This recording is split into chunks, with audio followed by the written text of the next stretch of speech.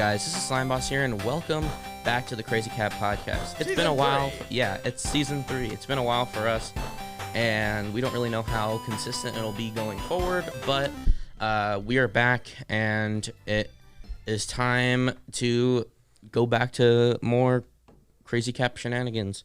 But this week, we have, actually, I should say, I am joined by my usual co-host, Ryuja and Reverse Mailman. How's it going, guys? I'm doing great, except for college projects.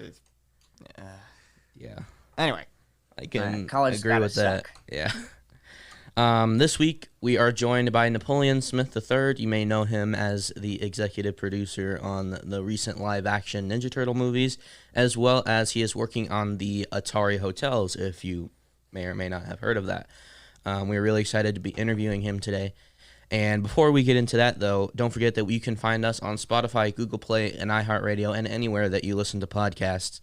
And this week's Discord shout-out is the Cosmic Doge Discord server. So as per usual, you can find that in the link in the description below. And without further ado, let's just get into it. Hello, Napoleon. How are you? Freaking great. All right. So before we get into like questions, you want to give like a little bit of like background about who you are? Damn, that's a tricky little freaking question, right? Yeah. I'm just a guy that, as you get older, I've just been starting to, what I love to do is I bring back things from my childhood. So, like, one day you're going to maybe want to do is bring things back from when you were younger. And nostalgia. Yeah. You don't know what nostalgia is until you get a little bit older. But that's what I freaking love to do. I like to bring back things. Nostalgia is fun though. Yeah. There's some great nostalgia out there. What's nostalgia to you? I'm curious. For me, that's Ape Escape. Ape Escape 2. Yeah, for you, it's probably like, the TMNT and like Atari, right? Yeah, Like that's any all other- that. Power what- Rangers, all those things. They still, we still our generation is still representing out there. Mm-hmm. Quite honestly, a lot of yeah. all the big action movies, everything, it's all from my generation.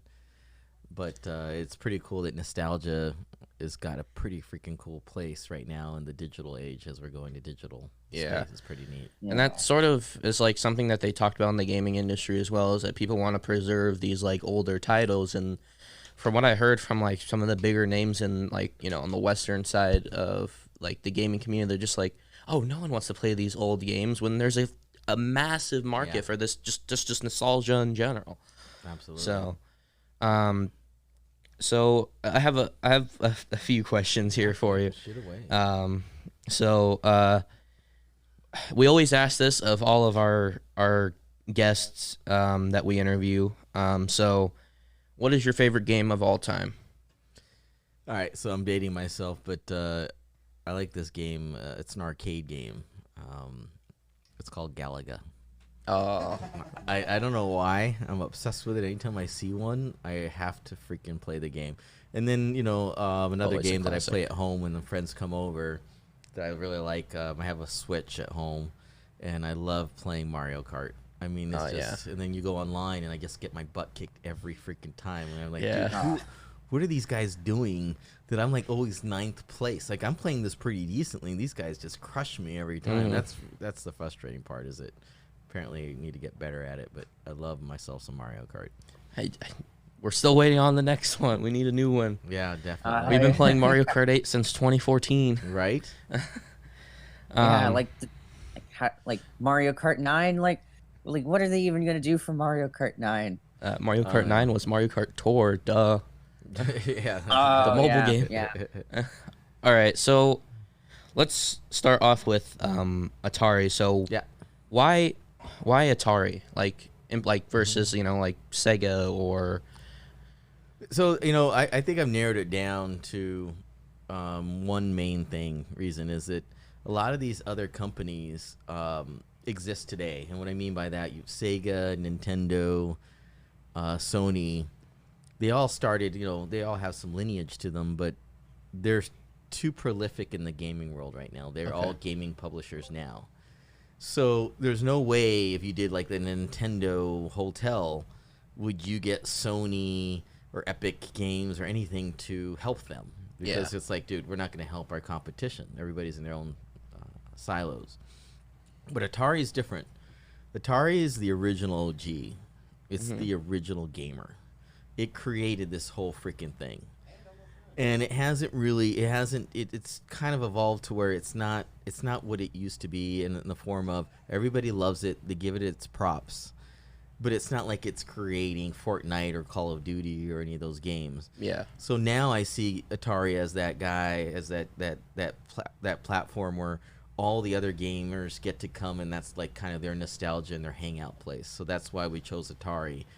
It is not threatening to any of these other brands. Quite honestly, all these other companies that came out, the irony is that Activision, which owns Epic Games, the two original founders came from Atari. They just got sick of how they're treated Atari, and they started their own, and now they're the biggest company, and now look at Atari. So when you look at it that way, Atari is a feeling. It has nostalgia. Nintendo can't be nostalgic because they have current things. They're very current in their publishing and then their titles. Atari now is turned into more of a nostalgic brand, but at the same time, it's very pop culture relevant to where when you see in the future, like Blade Runner, you see Atari being there. So it's a weird brand where you think it's old school nostalgia, but you expect it to be there in the future somewhere, the Grand Poobah. Right. So that's what I love about it. It's kind of like a Zeus, Zeus created all the other demigods, and it disappeared. But when it comes back, it's still Zeus. Right. And that's what I see Atari as. Yeah, that's really interesting. I never really thought about it that way. I just really know, like, right now, and I guess for the last few years, Atari just sort of been this, like, it's like this gaming brand, but, like, also just a brand that just sort of been around. But I really like that your angle on it, and, just, like, I'm just excited to see what it looks like, really. Yeah. So I just had a question that popped into my head. Are you going to be getting the new Shredder's Revenge game? That would be fun. It's a beat 'em up. Yeah, I love Ninja Turtle games, so that would be a lot of fun. And Ninja Turtles is an example, like with Atari. It's one of those fun, cool brands that, quite honestly, if we're not reinventing Ninja Turtles every 10 years, then we're doing something wrong. Those are just some of those brands that, like, dude, you got to always be reinventing this for the next generation coming out, because this is, if you're in pop culture and comic books and gaming, these things always need to have a place. Yeah, and I definitely think Turtles is one of them, but yeah. I really would like to see more with the Turtles, because I feel like we always hear, like, the same stories about, like, Shredder and Krang, and that's why I really love the 2012 series, and also your adaptation is because it sort of explores a different side of the Turtles that we haven't seen before, even though, it might be still retreading the same tracks, but, like, I've never seen Shredder that way, and also, spoilers for anyone who hasn't seen it, the deaths that happen in the films is, something that we haven't seen in the cartoons, so... Yeah, and it's a challenge. Like, some with Turtles, what makes it so epic and cool is because it's got this storyline. So it's it's really hard with some of these comic book type things to change that, because that's just, if you change that, then then it's not Ninja Turtles anymore. Yeah. So it's kind of tough. I mean, the creator of Ninja Turtles told me some of the craziest stories where Warner Brothers tried to make him have a fifth female turtle. They try to make him they try to make him have a black turtle, and he's like, dude, there's so many things they try to make me do with turtles, and I'm like, it's just not gonna happen. I did some research last night, and I found out that was something similar with Rise, but hey, it worked. Yeah, Rise. They changed the race of Amy, right? That's what happened. Yeah. And people get offended because you got the older group that they like it. Your April O'Neil's got to be a redhead, and it's tough because that's why you're watching them, though. So you got your boundaries, but I like people when they push those boundaries of those characters. So, like I was saying, go ahead. Yeah, and that That fifth Ninja Turtle, the female one, that's definitely pushing some boundaries. Yeah, it is. That's like a really good idea, man. Well, the problem is that our culture changes, and you see it right now with politics and all this. It changes every couple of years, and so there's a current era that wants to see something for a cultural reason, but the creators like, dude, we don't. The ones that are smart don't play into that. Like, dude, we're not gonna make ourselves, because then that's called a fad, and then that comes and goes. All of a sudden, like, oh yeah, remember when they had the fifth turtle? Like, that's not good. I just wanted to see a turtle with boobs, to be honest. Yeah, so it's a tough position. It's tough for them. So I was just scrolling through Twitter last night, and I just saw like the live action turtles. Apparently they crossed over with Power Rangers. I had no idea. Yeah. And I was looking into it. I was like, okay, so I knew that there was like a live action TV series, but I thought it was just the same as the movies. But it's actually made by Saban, which is why they had a crossover. And that's the series that actually added the female turtle. I don't know. I just thought it was interesting. I was like, Yeah, Saban, who did Power Rangers at one point, did the Ninja Turtle cartoons. Like, he didn't own it. Kevin Eastman, Peter Laird did, but at one point for I think a season or two, he was doing the cartoons. Oh, he was doing the cartoons too. Yeah, so he had his input, and then he lost Turtles, and he went and did Power Rangers. So the irony to it is, if there was no Ninja Turtles and he didn't lose the rights to do those TV shows, he would have not ever gotten Power Rangers. Right. So it's just funny how certain things work out in this world. All right, so.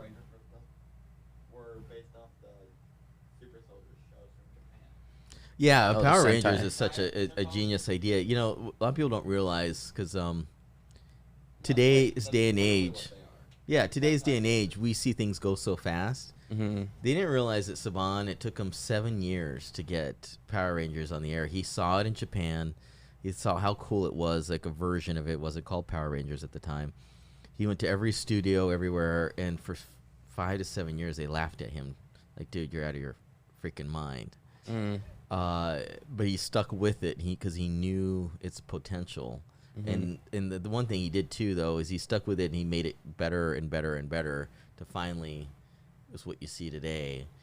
But a lot of people don't see what's behind the scenes of what it takes in the years and years and years of continuing to improve something to get it out there.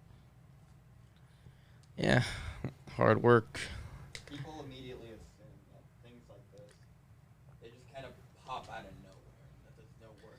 Well, yeah, because that's how our technology is once you see it, you think, oh my God, these guys just started this yesterday, But I mean, you guys with your podcast, you guys have been working on this for a while. You guys know what you're doing. And it takes time, and you get your don't watch season 1. Yeah, it does. Right. It just takes time, Yeah, it is what it is.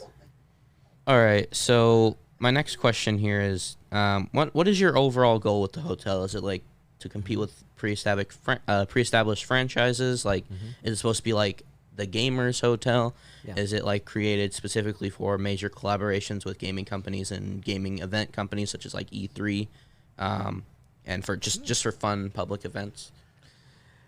I guess we could start how I thought of the idea. I was watching. It was one of those weekends I wanted to chill out at home, and I was inspired by stuff that's now legal. This is gonna be like a Joe Rogan podcast, by the way, if you know what I mean. Yeah. And so I was watching Stranger Things. Like, dude, I'm gonna watch this marathon. I'm gonna enjoy it. I want everybody to leave me the hell alone this weekend. It's Stranger Things season 3, and leave me alone. I got my chilling out. I got it all set up at my house. I'm excited. And I saw that Atari logo on one of the kids, one of the main characters. Yeah. I'm like, good Lord, where did Atari go? I mean, I remember, I'm a lot older than you guys. I had that under my Christmas tree. You got to understand, Atari is one of the first things that we had gaming in our house. It was the first time, instead of watching entertainment on a TV, watching stories, it was the first time we were allowed to be part of the story. So, and then what was even cooler about the way it was designed, like I had my grandmother, my brother, my whole family, we're all playing. Like, by the time I got my turn, I had to learn how to be nocturnal because I didn't get access to the Atari till it was like 11 or 12 to play the real games I want, because otherwise you're taking turns, because everybody's playing during the day. So as a kid, I always saw having I had an Atari under my Christmas tree. I was like, I don't want an Atari on my Christmas tree anymore. Like, what is that going to do? Like, look at how cool the games are today. That doesn't mean anything to me. And then I realized, what would be cool is to have a Christmas tree under the Atari. And so to have an Atari is, we look at the lost city of Atari, where it's the original OG. It came back. Like, we found Atlantis. We found Atari. It's created. This is where everything came from. And this is that hangout. So the way I look at it is I'm a Comic-Conner. I go to Comic-Con San Diego every year, and it's fun. But what's weird about when you go to Comic-Con or you go to E3, cool freaking events. You spend a lot of money to get in. They're fun. They're packed. But you're out there for the lifestyle. You're out there to hang out with other Comic-Conners. You're out there to hang out with other gamers. Right. And so what's weird that happens is you go to these events that just you're like freaking cattle. And then after that, you're at a freaking La Quinta. Like, so let me get this straight. I spent all this money to come out here, have a good time, to be part of this world that other people share this with me. They like the same thing I do. And then I'm at a freaking La Quinta or a Holiday Inn. That doesn't, or a Marriott of your, you got your Marriott points. And I'm like, this does not make any sense. What the freak? So to me, Atari is that place, is that no longer we're going to be incognito. We're going to let our nerd flag fly. This place is E3 365 days a year. It's the freaking North Pole of gaming and Comic-Con. Every day is going to be like that. It's the stuff that you saw in Blade Runner. The rooms are ready player stay. They're designed, to be honest with you, to get you off the freaking couch, because you're not going to have the technology of gaming that we're going to have in this hotel. So instead of you having to buy all this freaking gear for you and your boys for a nice drop of Call of Duty, you're going to stay with me. And we're going to have all that free. But more importantly, we're going to have the physical aspects of this. So when you go downstairs, you're going to hang out with people that love what you love. You might see Ninja there. You might see all the guys, the celebrities that you love and that you follow. And then we do have a lot of the rooms that are set up for podcasts. So we want it to where you come and hang out with us. Your setup in your room is going to be something that you couldn't afford to put together yourself. But we can, because we've set it up for that ability, for that place where you can hang. You drop your podcast there. You go downstairs, hang out with other like minds. It's really a mecca. It's like the lost city of Atari, is what it really is. Yeah, that's really exciting. Yeah, we're excited. It's like the ultimate gamer hangout. Yeah, it is. A friend of mine told me, like, dude, do you know how many people are going to start dating and they're going to meet each other for the first time? They've met each other in the metaverse and then their gaming platforms, and they're going to decide to meet here for the first time because this is common ground. Yeah. And I'm like, I didn't even think about that at all. And I'm like, wow, yeah, that's going to happen. I mean, that's going to happen. So, Atari, what we're doing is we're taking care of we're hospitality for your digital and your physical self. And nowadays, especially gamers, those things are going on at the same time. Your brain is 50% in the digital world and 50% in the physical world. It's a very unique thing for humans. So we want to make sure that both sides are freaking taken care of and they're seamless. Yeah, I've never really thought about it like that. Like, just how much time is spent on the phone and like in games. More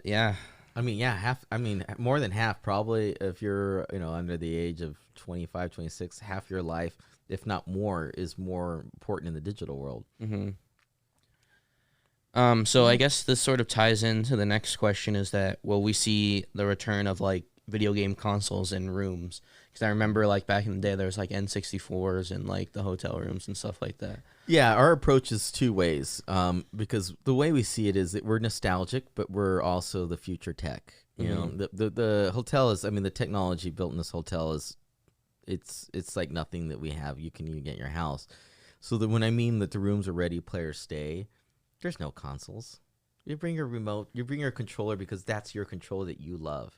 But this thing is so wired up. I do not want anybody cross-trucking their Xbox, across the country to come stay with us. Are you out of your mind? The whole hotel is a huge nerve of this technology. We don't need your little console power in there. Mm-hmm. At the same time, though, we're opening up a place. I can't tell you what it's going to be named yet because it's freaking cool. We haven't gotten the rights yet, but it's close. You'll be able to rent out, like you went to, rent VHS tapes and DVDs back in the day. You'll be able to rent out the old consoles. So there's a Jaguar or a 64 that you've heard about, or even something that was at E3 on the showroom floor that never made it out to production, but you've always been curious about because of a specific game is on that console. Mm-hmm. You'll be able to rent out the most consoles that you've just never thought you could play before unless you spent $3,000 on eBay. We'll have them. So what we're looking at is you can go new games, and a lot of the games that we'll have are even going to be, you come with us, they're not even out for weeks, if not months. Mm-hmm. The whole tell to us is we're treating everybody like a tester. Mm-hmm. So if you want to test games, you come stay with us. We're going to have access to all those libraries, even before you can get it at home. But if you want to play an old Jaguar or an old Genesis or something that like you've been hearing about, you'll be able to rent that out and plug it in and play in your room. That's so fun. Oh, dude, wait, what about the craziest old console of all time, the Virtual Boy? I've heard about that one. Yeah, that launched at E3. I mean, there's some consoles we're starting to pick up because we're starting to collect them. I mean, there's some that we've picked up 15, 20 grand. And it's like, there's only 5 of these. But it has this game of this version. And there's fans out there that want to see it. They're nostalgic. Yeah. Kind of like when you go to the Louvre, you want to see a certain painting in real life. So to a gamer, I want to know where the lineage of my game came from. If I can play the console of the original game of where this game is now, dude, that's freaking cool. Yeah. At least for a night. So you rent it out for us, rather than have to spend 10, 15 grand or whatever it is to find that game. Mm-hmm. We'll have it and you reserve it for a certain night and you and your boys come down to Vegas and get to play that game. Yeah. It's just like, you better have every single Game & Watch. Yeah, exactly. You gotta, it's weird. You gotta almost like curate this because it's, it's vintage for some. Exactly. Yeah. That's a really interesting idea. I a lot of this stuff is just in the works. I'm just like getting excited just thinking about it. What I forgot what I was gonna say. Never mind. So, what is your role in the production of the hotel? So what's cool that you're gonna start learning when you come up with something that you have to infect others. In other words, an idea like this, it's a pretty crazy one. I called 2 of my partners, and they said you had me at Atari Hotel. I don't even know what's after that, but I pretty much know what it's going to be. So my role is to keep that side true to who our audience is. I'm the Comic-Con geek nerdy kind of guy, and I've always said one thing. I work backwards. I try to figure out like what I would love to see and what other Comic-Con nerdy gamers would love to see. And then I have to work backwards through all the politics and the bureaucracy and all the it gets pretty crazy to make sure that happens. Because along the way, there are a lot of things that they're like, oh, why don't we just tweak this? Why don't we do this? Like, no, those guys don't want to see what you just said. That's going to fail. Like, that's hokey. We're not going to be a Dave & Buster's 2.0 hotel, like that's stupid. It's got to be an experience, lifestyle.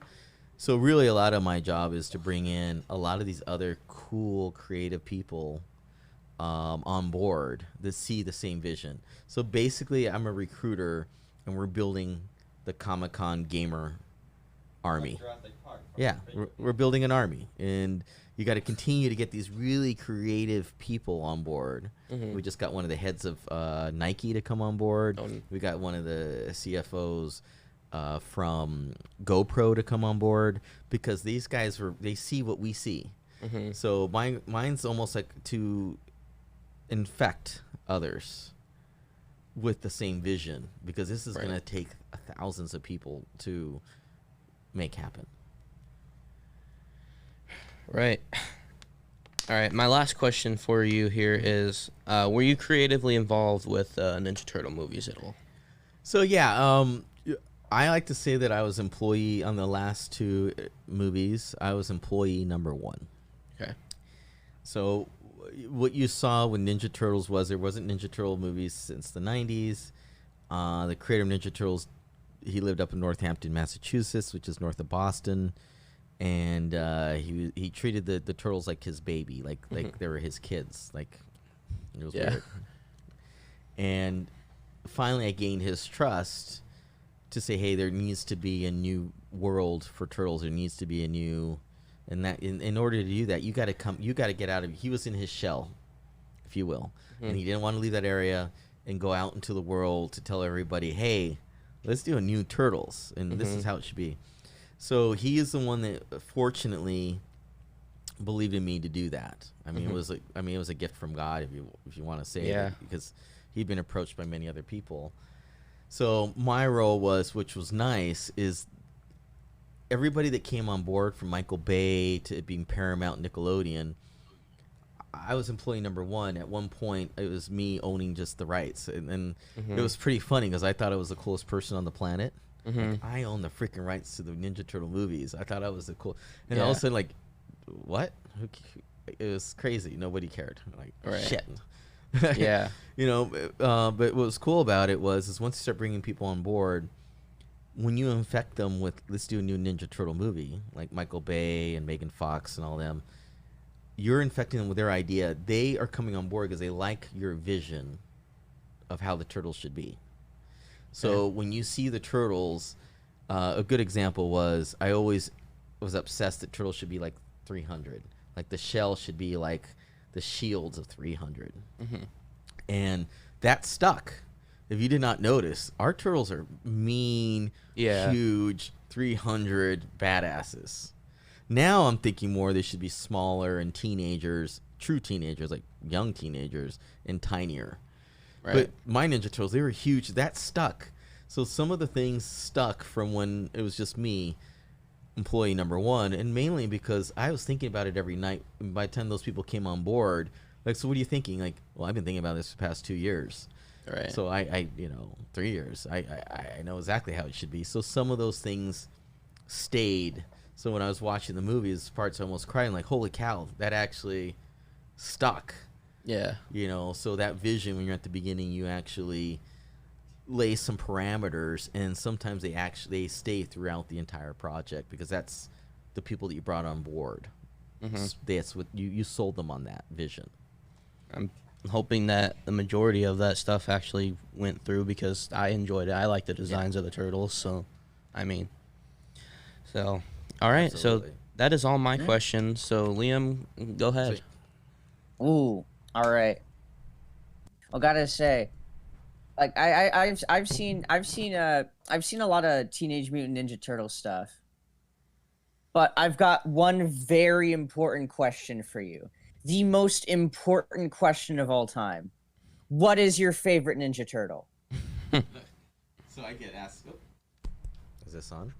Yeah. You hear it? Yeah, okay. There you go. I do get asked that all the time. I mean, they're, quite honestly, all four of my favorite because they paid for my house. And so to be honest with you, I like them all the same.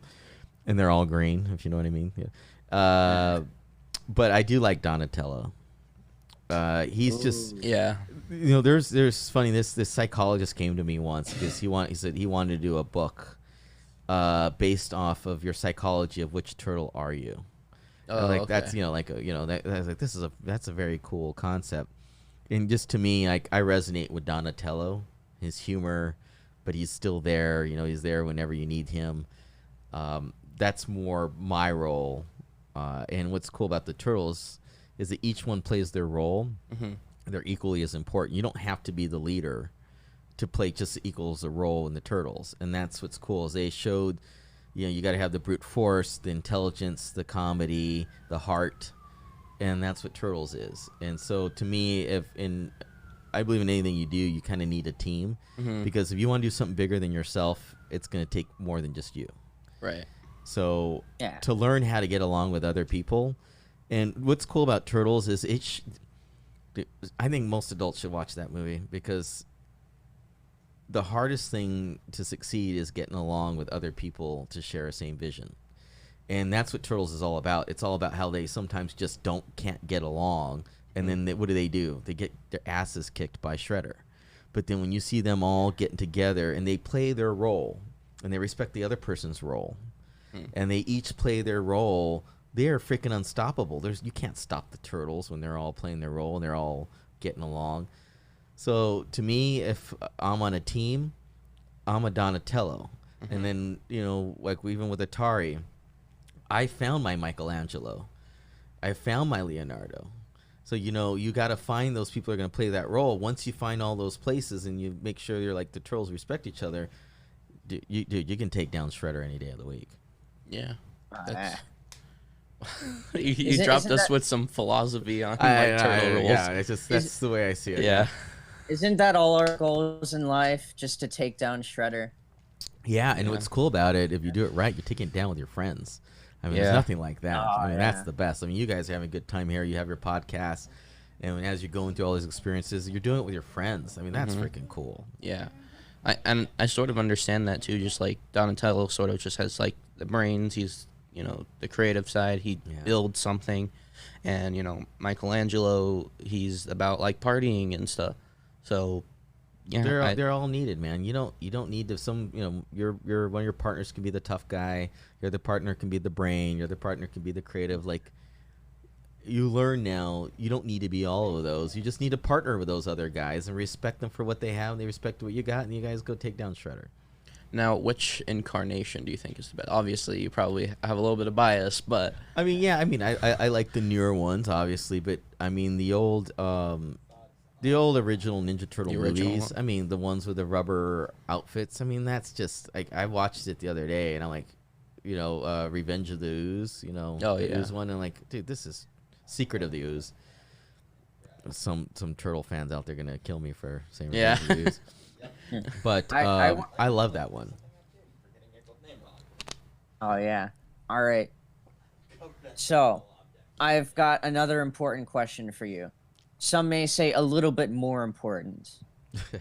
But so you talked about like this is the ultimate gamer hotel, and it's got like a bunch of Atari everywhere.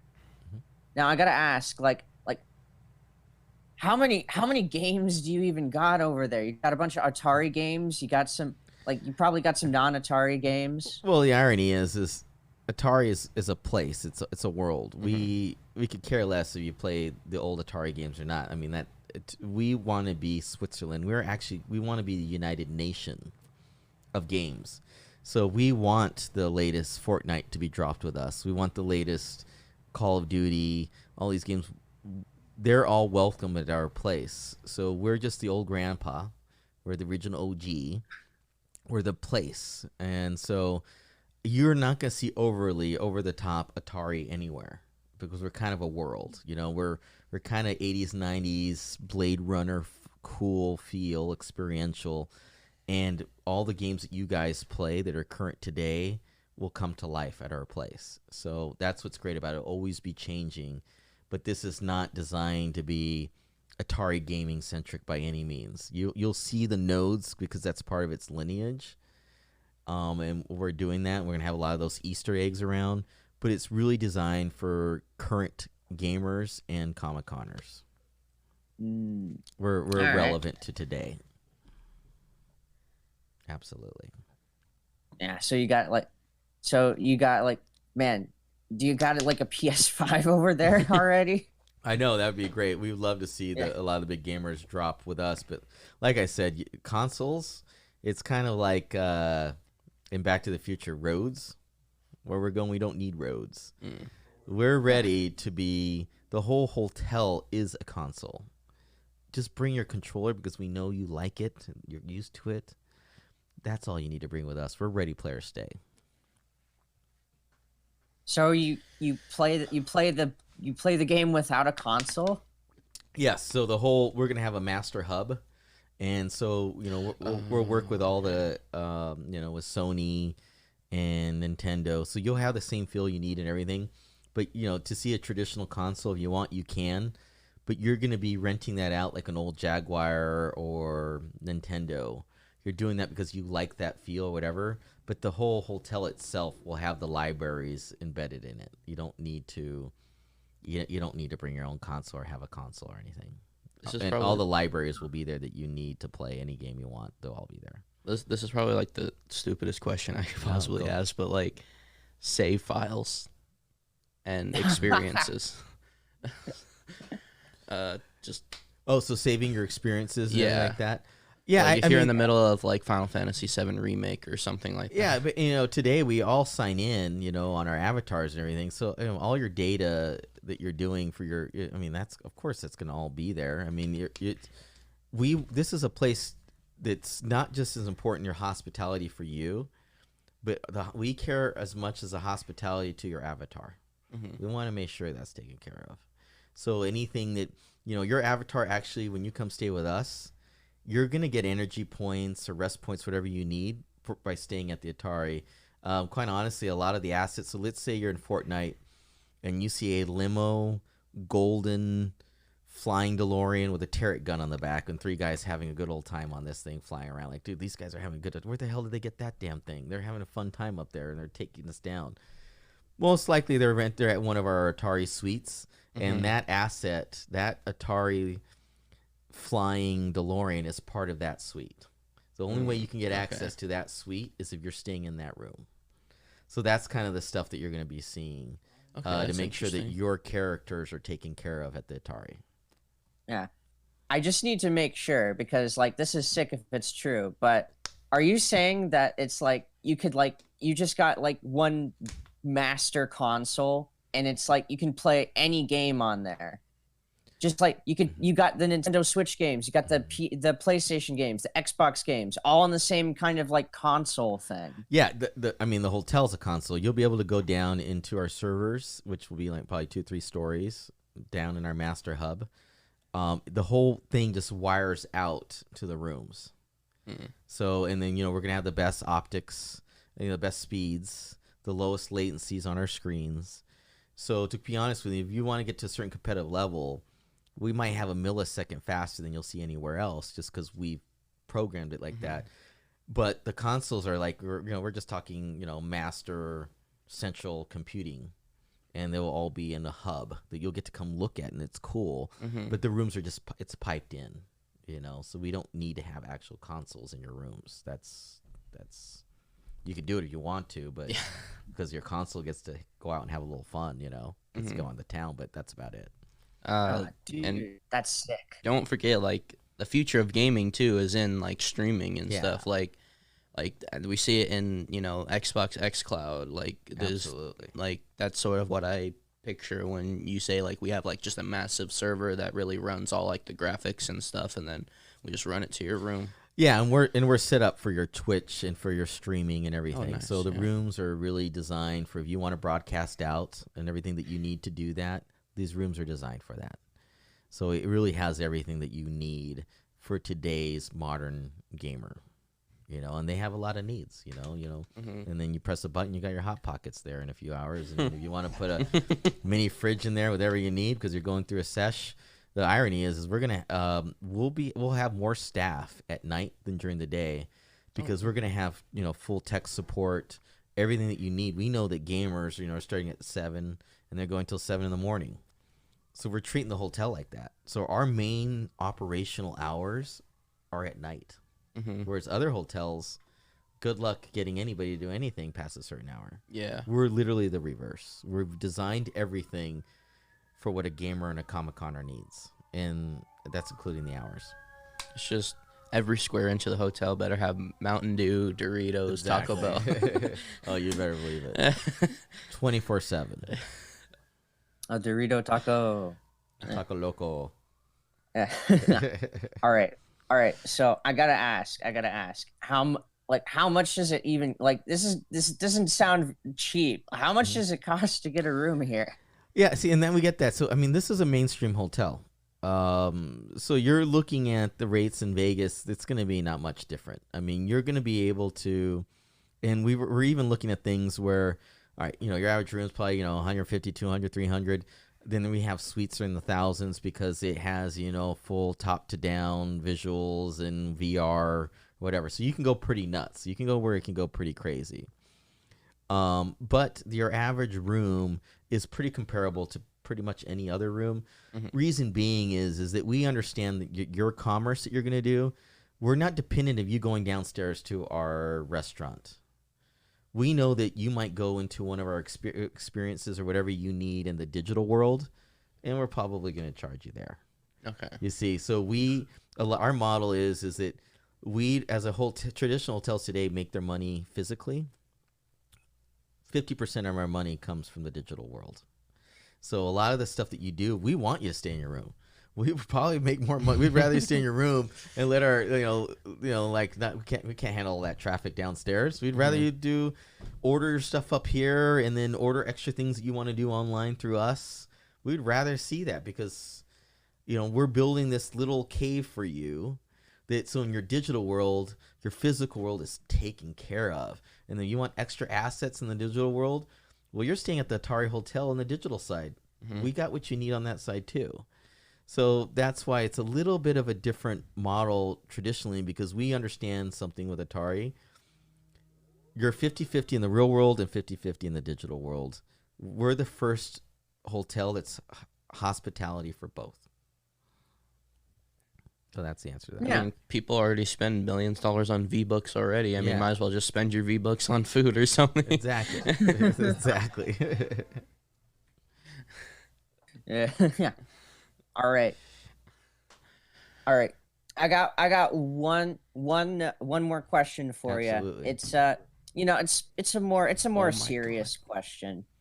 But I gotta ask, like what safety precautions do you have at this hotel? Because that's pretty important, Do you mean as far as like what's going on today, or what's just in general?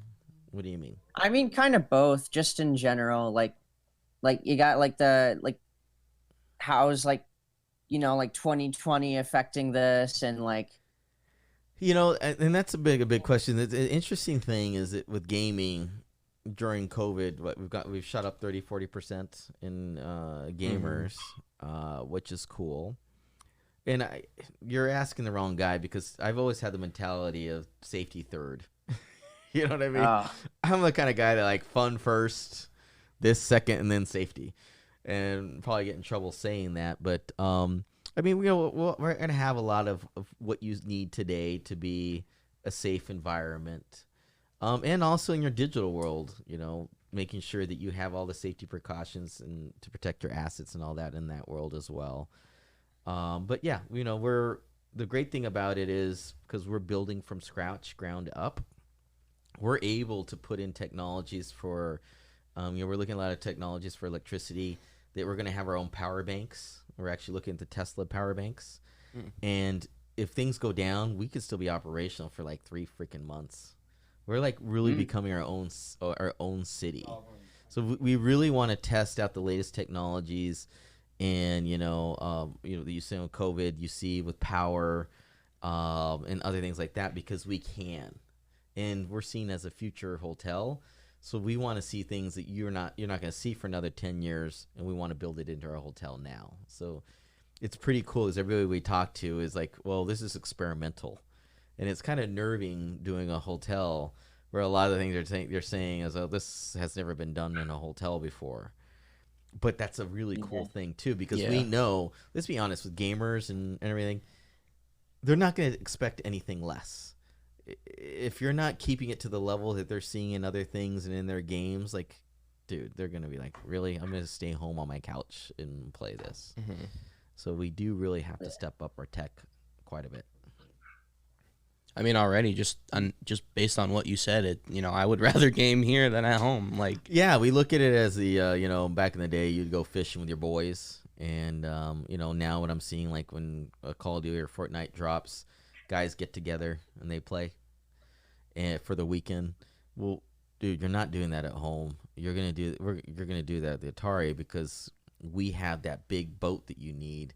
We have the big gear that you need to catch the big fish, Mm-hmm. We have all that for you guys. So we're your den, your gaming den for that weekend, and you guys all split it up, and you get the tech that you're going to need for that edge in that world. Well, I can tell you guys this: we will be going as soon as it opens. I'll tell you what. When we open, I'll make sure that you will be in one of our one of our podcasting rooms, and we'll have the show from there. That sounds like fun. Sound good? Oh, yeah. All right, Jet. All right, not gonna lie, they kind of went through any questions I could have thought of concerning the hotel itself. I have a question for you guys. What's up? What the hell is going on with NFTs?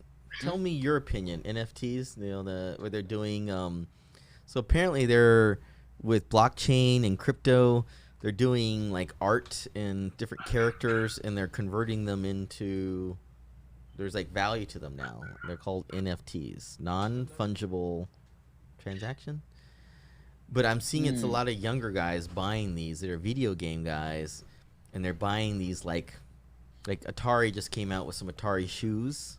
They're only online. They're 1 of 5 or 1 of 10, and it's just an image. It's another cryptocurrency. It's a crypto.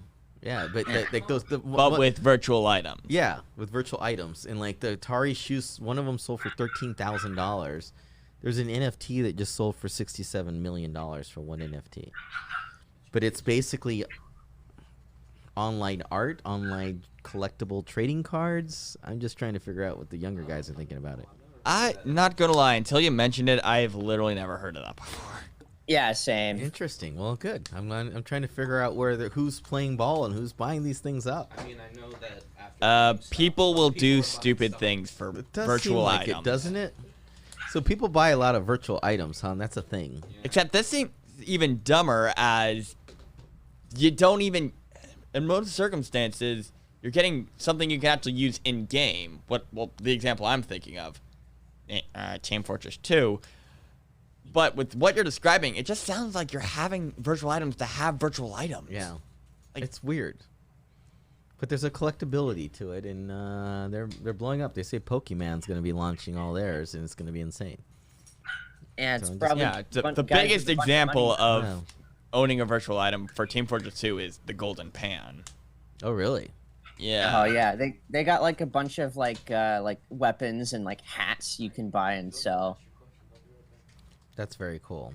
Like the Golden Pan, but what makes it unique is there's a normal weapon called the Frying Pan, and it's just hilarious, and it has this really loud bong sound. So there's these things that you can buy online, and you can use them on your characters. People love that Games. stuff. Yeah, games. but the Frying Pan actually also turns, when you kill an enemy with the Frying Pan, the body turns gold. Oh, that's pretty neat. Then. Yeah. That's pretty cool. Yeah. I want one of those. Yeah. Yeah, except they're a few million. I want one of those in real life. That'd be really cool too. Hang on, if I'm correct, Liam, isn't there only one person in the world that actually has a frying pan now? Like, they destroyed the rest? Well, What? legitimate. I haven't heard about that. That's cool. Very, very cool. And I'm I not. know there's- This is kind of up in the air right now because I've also had notifications in game saying this person received a golden frying pan. Wow. There's also the Australian. They're and literally the just making Saxy. things out of thin air. It's pretty neat. Yeah, like the biggest example of people spending outrageous amounts of money for virtual items is Team Fortress 2. Really? Yeah. That's what, the Team Fortress 2. I'm going to have to look into that one. That's very Play it. It's free on Steam. Oh yeah, Free it's for a like pretty the good last game. 6. I don't know how long. If you know Overwatch, Team Fortress 2 was that first. Really? So that's a good Except without female characters and more sass. game. Really? Nice. It's more goofy. It's pretty nice. I'm going to have to play that game. But all of the, yeah. I mean, there's only 9 compared to Overwatch's, 30 characters now? Wow. Yeah, but yeah, NFT, I mean, it's kind of covered with Team Fortress 2's weapons, allowing you to change how the characters play, like Demo Man and Demo Knight, Fat Scout, Regular Scout. It's just like Chinese you just said to me right now. Although, can I say that nowadays? Is that not, or did I just do something inappropriate by saying that? It sounds foreign to me. I don't know what they're saying either. I've never Right? played this game. yeah, there's just a bunch of different customization with characters. Give them new abilities with different items that they namely have. weapons. Yeah, see, that's pretty cool. In particular, Demo Man. Demo Man's like 5 different pots. play styles. Yeah, so the key to us is at Atari, we want to get you off the couch, and to get some of those things that you want, you got to be staying with us. You know, Yeah. that's the key. That's the goal. You have to do something physical in our world Except to get that would the require digital Valve to version. care about Team Fortress 2. I love it. Anywho, moving away from the Atari for like a minute. Absolutely. I wanted to talk about more about the movies, but this has been nagging at me since Jaden asked who do you think your most represent Character is? who your favorite turtle is. Yeah. Who's your favorite Ninja Turtle villain?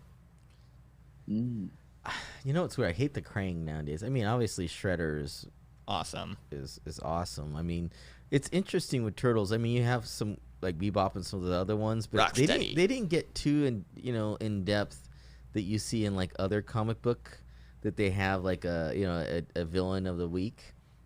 They always show their villains like coming back, so it was always like the Foot Clan and Shredder is the main one. So that's interesting. I like that because I like following the storylines of the villain. And when you have villain of the week, you don't really get too caring about a villain if they're just, Episodic. Episodic. There you go. So, I mean, it's kind of hard to say with Turtles because there's really only a few. And, I like the most Shredder's is the most badass one, The other ones are kind of goofy to me. All right. I just want to say real quick, do you know, I forgot what her name was, but Shredder's daughter? Karai? Yeah, I think she's pretty cool, especially like her arc after like she becomes like a mutant and stuff in the show. I think that's pretty That'd be cool to bring her back. Yeah. I like to see that one. Speaking of episodic villains and them not being and being hard to like them, what were your thoughts on Rise of the Teenage Mutant Ninja Turtles? What do you mean, as in the which one? The most recent version of the show. Oh, the reason. I like it. It's a little. Yeah, I like it. It's funny, but it's a little too funny, goofy, and childish. Like they went a little too young, I think.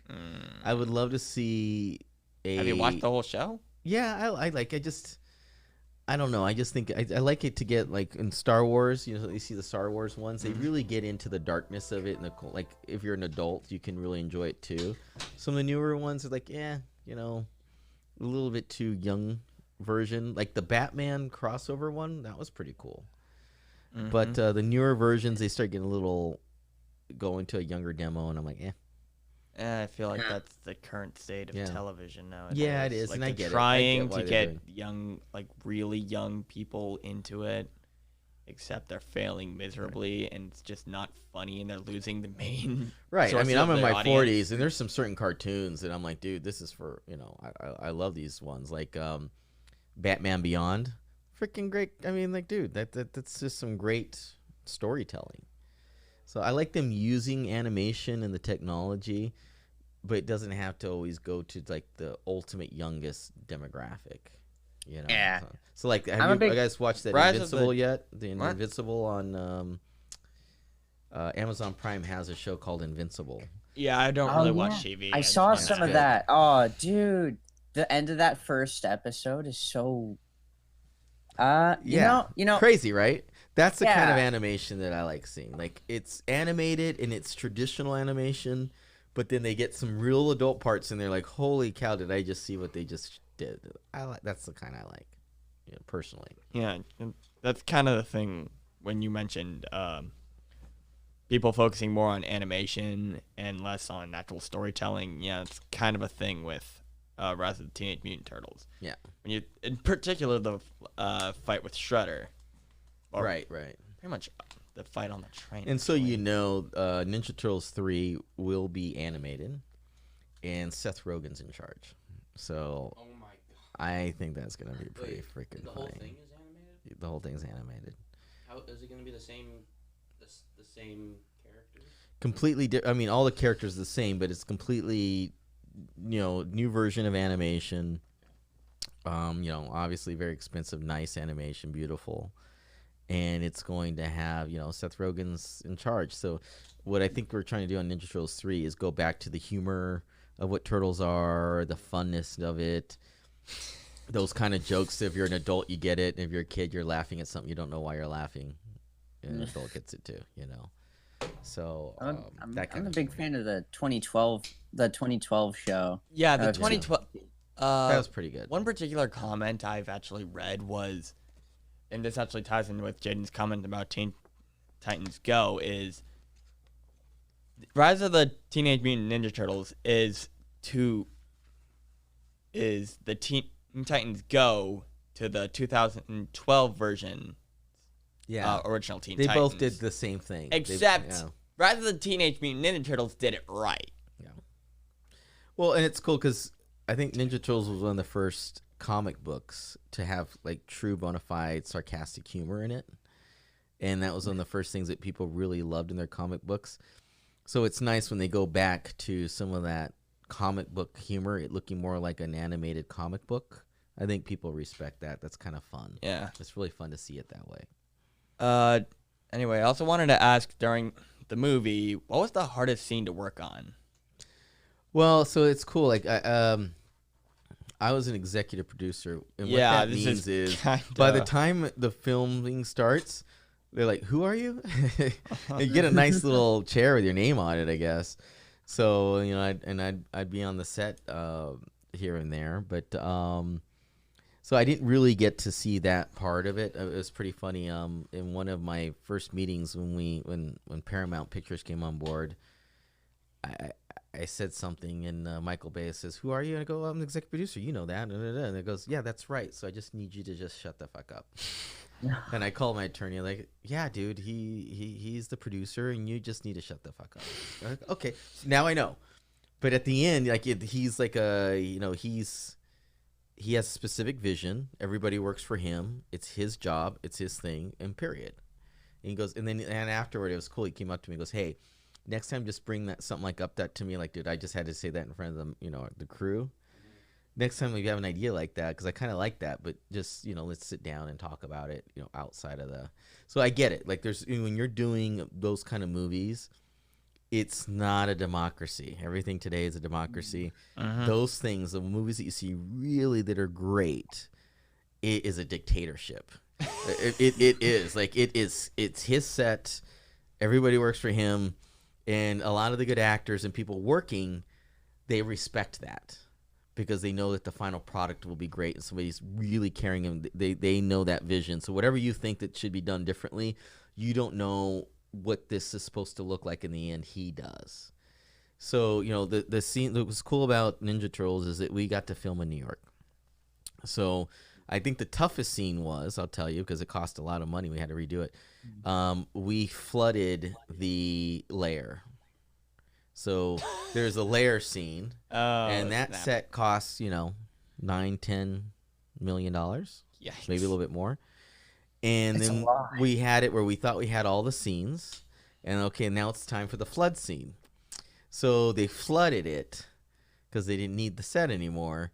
And then they realized, when everybody moved back to LA and everything came back to the LA studio, that they needed another 3-4 shots from the studio, from the lair. So they had to rebuild the lair in California for another $8-10 million to do these scenes. It was, and that's when I was like, because I'd never done a movie before Ninja Turtles. I had no idea. So now I know why they cost what they cost. They could cost probably a third of that, but it's so expensive in the technology and everything. And when they got to redo something, they just got to redo something. So that's what you get. That's the tough part of the scenes. And then also there's some scenes we had to completely close off the streets. And so the way the New York works is like, I think it's like, $500,000 for every hour that you keep a street closed. Jesus. Yeah, $500,000. So, you're doing some of those scenes for 9-10 hours. And actually at night it's cheaper, which was fortunately because Ninja Turtles is always at night. So it's at night. When you're dealing with ninja, it's night. It's night. So, but it was really neat seeing how you have to close these streets off, and it requires you to work with the city and police. And you got to get these done fast. So I think the hardest scenes were the ones where the one like in Times Square, you got to close off good parts of it. That's just not easy. That's really, really hard stuff. So it really makes me appreciate the fans, because if you didn't have enough fans loving a movie like that, there's no freaking way you can close off a street in New York and do any of this. So that to me was the cool part. Right. And I guess a better question would have been, what was it like working with the actors? No, they're great. I mean, to be honest, when you're on set, it's pretty boring. I mean, they're doing the scenes over and over and over 15, 20 times. One of the kids, he's 19 or 20, a kid, but he was playing Donatello, the stunt double, the martial arts stunt double. And I helped him get the part. And then day 3, he goes, dude, I'm pissed off at you. I had no idea this is how hard this was, because he had to keep flipping and flipping and flipping over and over and over and over. By the end of the day, you're like, dude. But it's cool because everybody's got to pretend that they're seeing these big action, these big monsters and all this, and they're all they're all in these mocap suits. So everybody's pretty cool. I mean, you're working on a Ninja Turtle movie. Yeah, everybody's finding their ways to be inspired, if you know what I mean. And everybody's having a fun time, So it's pretty serious. But at the end of the day, you're making a movie about 4 green turtles, so trying to beat the crap out of exactly a guy wearing a ton of metal. Yeah, so I'd say the funnest part when you have with the actors is the premiere. I think that's what they're for. When you're on that runway and you see everybody, and it's just pure fun. And most of us, that's the first time you get to really see the full cut of the movie, and to be able to see other people's reaction and laughter, and you're looking at the other actors. I mean, there was a part where I just basically cried because I'm like, dude, there's like 5 years ago. If you're to tell me that we're going to be at this point, I'd say you're out of your freaking mind. This thing got done. So when you see it at the premiere, this movie's coming out next week. It's finally happened. Out of all the people saying that it's not going to happen, and it was cool because with Ninja Turtles, it got a 23% on Rotten Tomato. I'm like, oh. And then everybody was like panning us. It's going to be the biggest bomb in U.S. history. Everybody just like we were like a joke. Boom, #1 at the box office, 90 million its first weekend, people and it was lose their mind. Yeah, people, because they didn't know the fans. They didn't know the fans, and they didn't. You had these people that do these movies that aren't like turtle fans. And if you're a turtle fan, the movie was designed for them. It's designed for them to take their kids to the movie and see it and get them liking turtles. So that's why for the fans, it blew up. And that's just was a really cool part. That was the best part.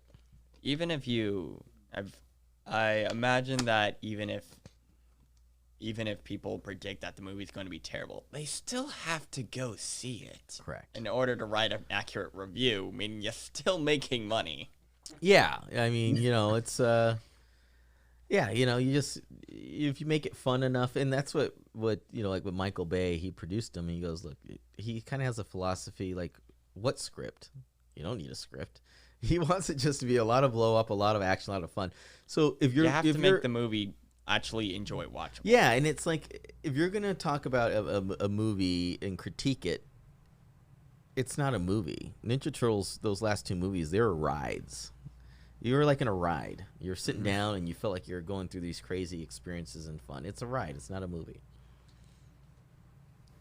It's not really meant to make you question the philosophical points of why Shredder wanted a mutant army when in another iteration he hates mutants' guts out. Yeah. Yeah. Like, I don't need to question why these turtles are going so fast. I just need to beat Shredder, Yeah, that's it. At the end, they just got to kick Shredder's butt. Yeah. Or smack him in the face with a nunchuck, or throw a ninja star in his armpit. Or knock his helmet off. I thought that part they really got. Or throw him off a building, strike him with lightning, mutate him to become Super Shredder for good measure. Yeah, and a lot of people don't know is that the creator of Turtles was a big fan of Daredevil. So he ripped off almost everything from Daredevil. Seriously, he's like, dude, I ripped off everything from Daredevil and Bruce Lee. Bruce Lee is like, all 4 Turtles is Bruce Lee. So, he just, that's what inspired him. So you'd be amazed, and he started at the age of 19. Him and his friend created it. They had nothing. So, and they became, millionaires within a year because their idea was so unique and fun and cool, and it came from a good place. Oh, wait.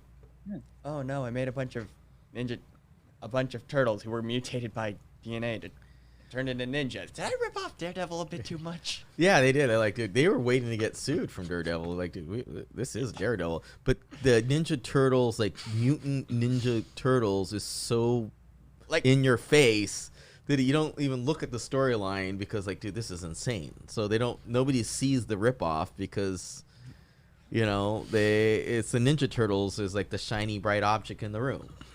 So.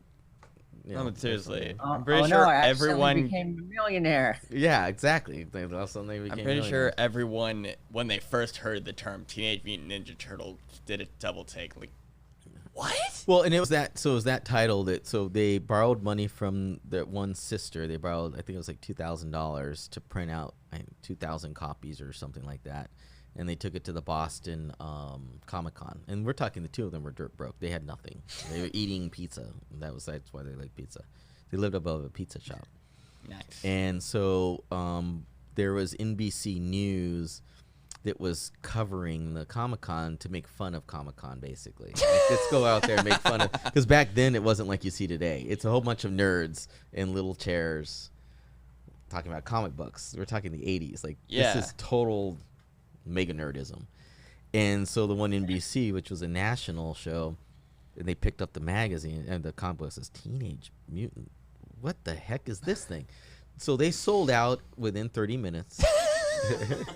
Sold out. By the way, today I got one of them. That one issue is probably $70,000-$80,000, if not $100,000.